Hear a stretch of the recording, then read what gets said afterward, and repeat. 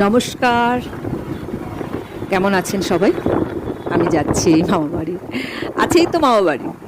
যাই হোক, তো যাচ্ছি, যেতে যেতে আজকে দু চারটে একটু কথা বলি আমার প্রিয় শহর নিয়ে। সত্যি বলছি, বারাসাত আমার সব থেকে প্রিয় শহর। অনেক ঐতিহাসিক জায়গা, আমরা অনেকেই হয়তো জানি না যে বারাসাত সুন্দরবনের বদ্বীপের একটি অংশ ছিল। আজ বারাসাত গাড়ি ঘোড়া বড় বড় বিল্ডিংয়ে ভরে গেছে। তো করবো, বারাসাত নিয়ে আমি আরেকটু জানি, আপনাদেরকে জানাবো। তো ছোট্ট একটি কথা বলি, চাপাডালি মোড়ে পৌঁছে গেছি। আজকে অনেক বড় বড় শপিং মল হয়ে গেছে, অনেক বড় বড় দোকান, রাস্তাঘাট, ভিড় যানজট। এই চাপাডালি নামটা কিভাবে হয়েছে?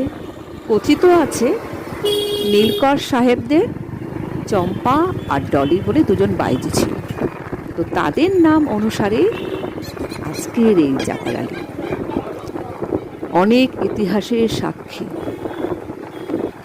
কারণ এখান থেকে বাংলাদেশ যাওয়া খুব অল্প সময় আপনি পৌঁছে যেতে পারবেন। যশোর রোড এখান থেকেই শুরু হয়েছে। এটা টাকি, আমি যাব হচ্ছে টাকি রোড। টাকি রোড হচ্ছে আমার মামা বাড়ি। তো আমি টাকি রোডে পৌঁছে গেছি। দেখুন, এই যে শতদল, আমাদের যে কালী পুজো হয় বড় পুজোগুলোর মধ্যে একটি বড় পুজো, বহু পুরনো পুজো। এই শতদল প্রচুর ভিড় হয়, আমার এই একটা জিনিসের জন্য আসতে ইচ্ছা করে না। আর ফাইনালি আমি চলে এসেছি আমার আরেকটি প্রিয় জায়গা, বারাসাতের মধ্যে আরেকটি প্রিয় জায়গা, আমার জন্মস্থান মধুমুরলী খেলার মাঠ। এখানে আমরা খুব খেলেছি, স্কুল ছুটি হলেই চলে আসতাম, তখন তো খেলাধুলা ছিল। এই মধুমুরলী নিয়ে আমার অনেক কিছু আপনাদেরকে জানাবার আছে, অনেক কিছুর সাক্ষী নীলকর সাহেবদের, হেস্টিং সাহেবের, অনেক কিছুর সাক্ষী। চোখের বালিতে না মধুমৌলির গল্প আছে। চোখের বালি যারা যারা পড়েছেন বা দেখেছেন, অরিজিনাল চোখের বালি। যাই হোক, চলে এলাম ফাইনালি মামা বাড়ি। আমার মামির যা কাজ, মামি পুজো নিয়ে বসে গেছে।